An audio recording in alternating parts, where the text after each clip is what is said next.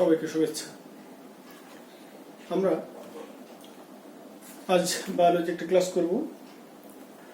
ক্লাসটি দ্বাদশ শ্রেণীর জীববিজ্ঞান দ্বিতীয় পত্রে মানুষের শ্রবণেন্দ্রিয়। মানুষের শ্রবণেন্দ্রিয়ের নাম কি? কর্ণ। এখন মানুষের এই শ্রবণেন্দ্রিয়ের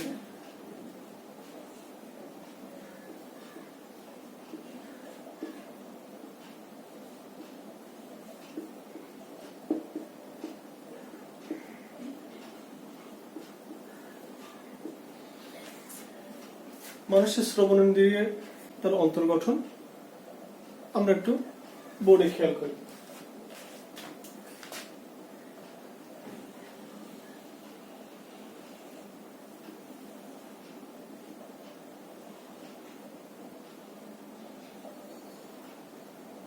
এইটুকু গেছি, যেটুকু দেখাচ্ছিলাম এটা পিনা, তারপর থেকে শুরু করে একটি নালিকাকার পথ, এটাকে বলা হয় অডিটরি মিটাস বা কর্ণকুহর। তারপর আছে একটি পর্দা, এটার নাম টিম্পেনিক পর্দা। টিম্পেনিক পর্দার গাত থেকে শুরু করে ভিতরের দিকে মধ্যকর্ণে আছে তিনটি পর্যায়ক্রমিক অস্থি, তার নাম হচ্ছে ম্যালিয়াস, ইনকাস এবং স্টেপস। তাহলে এইটুকু বহিঃকর্ণ, এখান থেকে শুরু হচ্ছে মধ্যকর্ণ। মধ্যকর্ণের মধ্যে ফাঁকা বায়ুপূর্ণ স্থানে এই তিনটি পর্যায়ক্রমিক অস্থি আছে।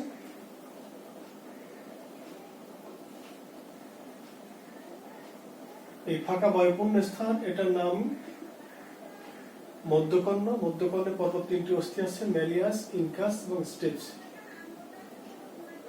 এরপর শুরু হচ্ছে অন্তঃকর্ণ। অন্তঃকর্ণের এখানে অন্তঃকর্ণ এবং মধ্যকর্ণের মধ্যবর্তী আরেকটি ছিদ্রযুক্ত পর্দা আছে, এটার নাম ফেনেস্টা ওভারিস। তার নিচে আছে একটি ছিদ্র, তার নাম ফেনেস্টা রোটান্ডা। এবার শুরু হচ্ছে অন্তঃকর্ণ। অন্তঃকর্ণের মধ্যে প্রথমত আছে ঊর্ধ্ব দিকে তিনটি পরস্পর সমকোণে অবস্থিত অর্ধবৃত্তাকার নালী, আর তার নিচে তরলপূর্ণ প্রলম্বিত আরেকটি নালী আছে। এই নালিকাটি প্রলম্বিত, তবে এটা শামুকের মতো পেঁচানো অবস্থায় আছে। এই অন্তঃকর্ণে যে তরলটা আছে, তরলটাকে দুটি অংশে ভাগ করা হয়েছে, যেটা করোটি অস্থির কাছাকাছি চারপাশে আছে, এইগুলোকে বলা হয় পেরিলিঙ্ক, আর মধ্যবর্তী আছে এন্ডোলিঙ্ক। মধ্যদিকে অন্তঃকর্ণের যে তিনটি অর্ধবৃত্তাকার নালী আছে, এই নালীটির প্রত্যেকটা গোড়ার দিক এক পাশে স্ফীত অংশ আছে। এই স্ফীত অংশে ভারসাম্য রক্ষাকারী কুপুলা থাকে, আর তার নিচে পেরিলিম্ফ এবং এন্ডোলিম্ফে পরিপূর্ণ যে নালিকা পেঁচানোর শামুকের মতো আছে, এটাকে বলা হয় ককলিয়া। ককলিয়া অংশ বা ইউটিকুলাস অংশ, এই অংশ দিয়ে যে শ্রবণ সংবেদী অনুভূতিবাহী যে স্নায়ুগুলি যে পৌঁছাইছে অডিটরি শ্রবণ কেন্দ্রে, এটাকে বলা হয় ভেস্টিবুলো ককলিয় স্নায়ু। আমরা আবার একটু প্রথম থেকে আসি। প্রথমে এটুকু আছে বহিঃকর্ণ।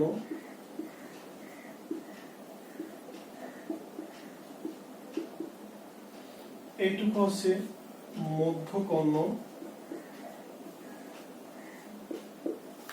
আর তারপরে আছে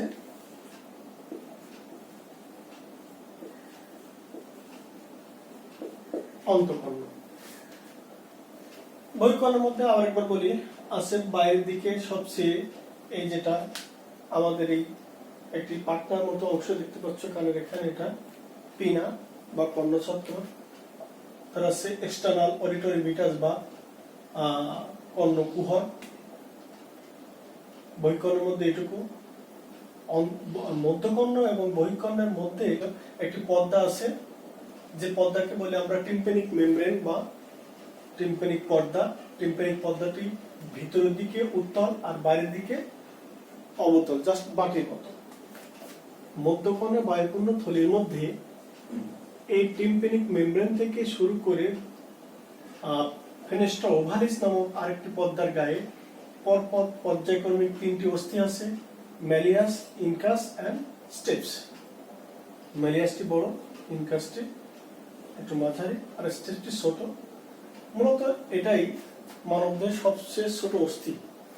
এই বায়ুপূর্ণ মধ্যকর্ণ থেকে একটি নালিকা পথ চলে গেছে গলবিল পর্যন্ত বিস্তৃত, এটার নাম ইউস্টিশিয়ান নালিকা। অন্তঃকর্ণের ভিতরে যে তরলপূর্ণ নালিকা আছে তার ঊর্ধ্বপ্রান্তের দিকে আছে এখানে পরপর সমকোণে তিনটি অর্ধবৃত্তাকার নালী, আর তার নিচে আছে প্রলম্বিত একটি নালী। এই প্রলম্বিত এই নালীটি পেশি এর শামুকের খোলকের মতো আকার ধারণ করেছে। এর মধ্যে যে তরল আছে, তরলটি দুটি অংশে বিভক্ত, একটি ঘন মধ্যবর্তী অংশ দিয়ে চলে গেছে, এটার নাম এন্ডোলিন, আর করটিকার গা ঘেঁষে যেটা আছে এই পাশ ব্যাপী, এগুলো সব পেরিলিম্ফ। যেখানে অর্ধবৃত্তাকার নালীগুলো ধারণ করেছে উপর দিকে, এটার নাম ইউটিকুলাস, আর পেছানো ককলিয়ার মধ্যে প্রলম্বিত অংশটার নাম আছে স্যাকুলাস। ইউটিকুলাস এবং স্যাকুলাস অঞ্চল দিয়ে শ্রবণ সংবেদী কোষের একগুচ্ছ শ্রবণ সংবেদী রজ্জু যে পৌঁছাইছে মানুষের অডিটরি শ্রবণ কেন্দ্রে, এটাকে বলা হয় ভেস্টিবুলো-ককলিয় স্নায়ু। আমরা মোটামুটি এটি কানের গঠন চিত্র দেখলাম। চিত্র কি লিখতে পারি? মানব কর্ণের অন্তর্গঠন।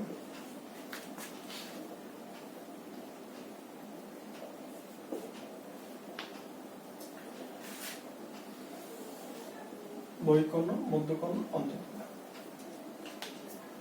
পিনা, external auditory meatus, tympanic membrane, malleus, incus, stapes, বহিঃকর্ণ, মধ্যকর্ণ।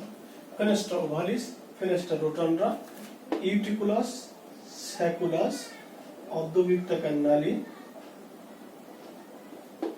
পেরিলিম্ফ, এন্ডোলিম্ফ, ককলিয়া, ভেস্টিবুলো-ককলিয় স্নায়ু। আমি লেভেলগুলো মুখে বলে গেলাম, তোমরা বাসায় আমার কথা অনুযায়ী অথবা বই পড়ে লেভেলিংগুলো কমপ্লিট করবে। তবে হ্যাঁ, লেভেলিংগুলো করার সময় খেয়াল করবে যেন সব এক লাইন বরাবর হতে পারে। এই যে আমি দাগ টেনে দিচ্ছি, কিভাবে করতে হবে আমি দেখিয়ে দিচ্ছি।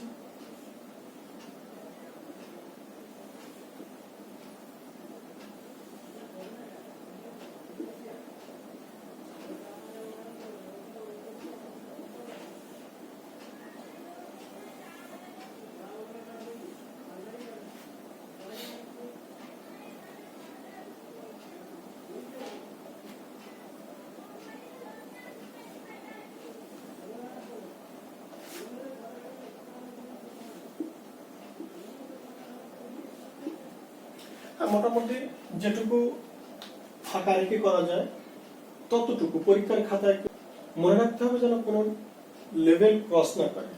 অর্থাৎ একটি ইন্ডিকেটর আরেকটি ইন্ডিকেটর লাইন থেকে কখনো ক্রস করবে না, উপর দিয়ে ক্রস করবে না, সেটা অসঙ্গতি বলে মনে হবে। এলো কানের গঠন। এখন আমরা যাব এই কর্ণের মাধ্যমে কিভাবে শ্রবণ কৌশল নিয়ন্ত্রিত হয়। আমরা শ্রবণ কৌশলের দিকে যাব। এই যেভাবে ককলিয়াটি আছে আমরা সোজা করে দিতে যাচ্ছি যাতে করে পড়তে আমাদের সুবিধা হবে। কিভাবে?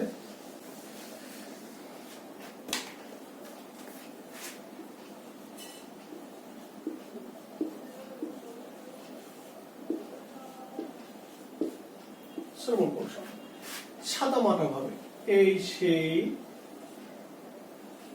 পিনা, auditory meatus, tympanic membrane,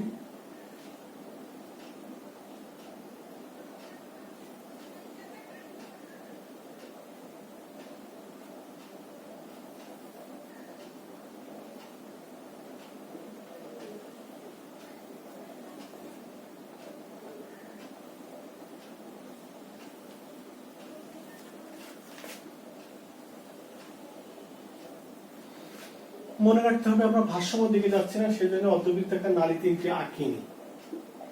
তাহলে প্রথমত পিনা টু কর্ণকুহর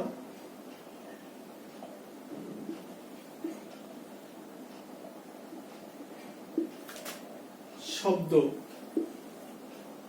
সব পাশ থেকে কেন্দ্রীভূত হবে পিনার মাধ্যমে কর্ণকুহর থেকে যে টিম্প্যানিক মেমব্রেনে আঘাত করলে টিম্প্যানিক মেমব্রেনটি কম্পিত হয়ে এই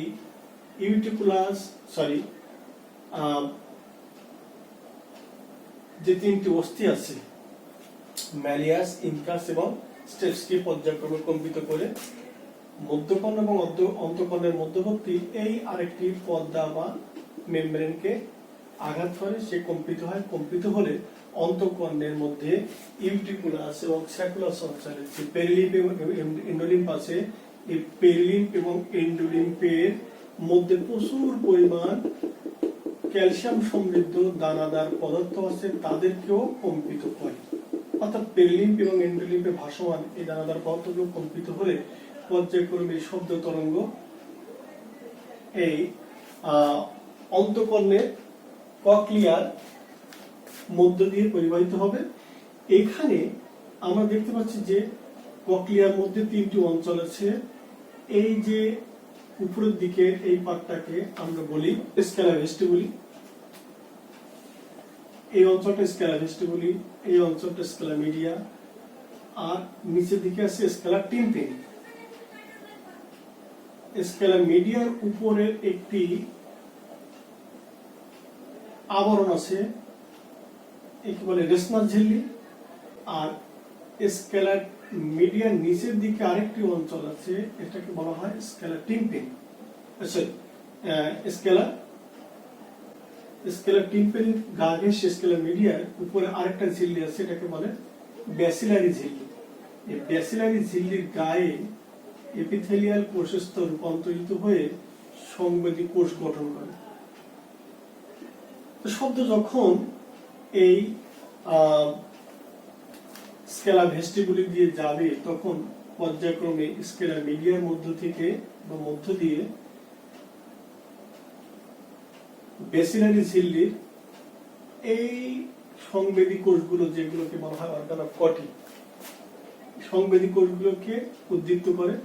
উদ্দীপ্ত করলে এখান থেকে উৎপন্ন সংবেদী রোমের মাধ্যমে ভেস্টিবুলো কক্লিয় স্নায়ু এর দ্বারা অডিটরি শ্রবণ কেন্দ্রে পৌঁছায় এবং সেখান থেকে মস্তিষ্কের শ্রবণ সংবেদী উপকেন্দ্রে শ্রবণের উদ্দীপনা সৃষ্টি করে। আর অতিরিক্ত যে নয়েজ, সেটা অতিরিক্ত যে শব্দ, সেটা মধ্যকর্ণ এবং অন্তঃকর্ণের মধ্যবর্তী এই ছিদ্রপথ ফেনেস্টা রোটান্ডার মাধ্যমে ইউস্টিশিয়াল নালিকা দিয়ে মানুষের দেহের মধ্যে, মানে গলবিলীয় অঞ্চল দিয়ে দেহের মধ্যে বিলীন হয়ে যায়। আর এই যে স্কেলা ভেস্টিবুলি, স্কেলা মিডিয়া আর স্কেলা টিম্প্যানির এই প্রান্তীয় সরু আরেকটি অঞ্চল, এই অঞ্চলকে বলা হয় হেলিকপ্ট্রিমা। হেলিকপ্ট্রিমা শুধুমাত্র শ্রবণ উদ্দীপনা সৃষ্টিকারী। শ্রবণ কৌশলটা আমরা আরেকবার একটু দেখি। প্রথমত শব্দ কেন্দ্রীভূত হবে পিনা, পিনা থেকে কর্ণকুহরের মাধ্যমে টিম্প্যানিক মেমব্রেনে আঘাত করলে টিম্প্যানিক মেমব্রেনটি কম্পিত হয়।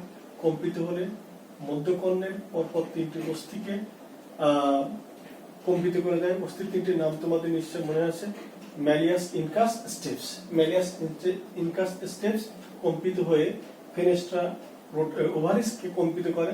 ফেনেস্ট্রা ওভারিস কম্পিত হওয়ার পরে অন্তঃকর্ণের যে পেরিলিম্ফ এবং এন্ডোলিম্ফে ভাসমান অসংখ্য চুম্বক দানাদার পদার্থ থেকে কম্পিত করলে সেই কম্পন সমৃদ্ধ শব্দ প্রথমে স্কেলা ভেস্টিবুলির উপর দিয়ে যাবে। স্কেলা ভেস্টিবুলির উপর দিয়ে যাওয়ার সময় স্কেলা মিডিয়া থেকে স্কেলা টিম্প্যানির উপরে এই যে অর্গান অফ কটি নামক ব্যাসিলারিতে অবস্থিত প্রচুর পরিমাণ সংবেদী কোষ আছে, তাকে উদ্দীপ্ত করে। উদ্দীপ্ত করলে এই উদ্দীপনা এখান থেকে স্নায়ুরজ্জু বা স্নায়ু সূত্রকের মাধ্যমে বা স্নায়ুরশ্মির মাধ্যমে মস্তিষ্কের অডিটরি করটিক স্নায়ু কেন্দ্রে পৌঁছালে সেই উদ্দীপনা নিয়ে মস্তিষ্কের শ্রবণ সংবেদী উপকেন্দ্রে যে শ্রবণের উদ্দীপনা সৃষ্টি করে। এটা হচ্ছে শ্রবণ।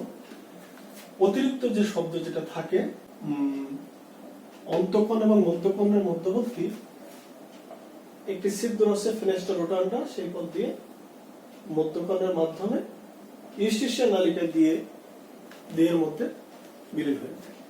এই হচ্ছে আমাদের শ্রবণ কৌশল। কোশ্চেন থাকলে আমাকে সরাসরি কমেন্ট বক্সে লিখতে পারো অথবা আমাকে ফোন দিতে পারো, আমি উত্তর দেব আশা করি যতটুকু জানা থাকে। আর এই সময় ঘরে থাকতে হবে, সুস্থ থাকতে হবে, ঘরে বসে যতটুকু পাঠ গ্রহণ করা যায় সেভাবেই অল্প সময়ের মধ্যে পড়াশোনাটা এগিয়ে নিতে হবে। ভালো থাকো, সুস্থ থাকো।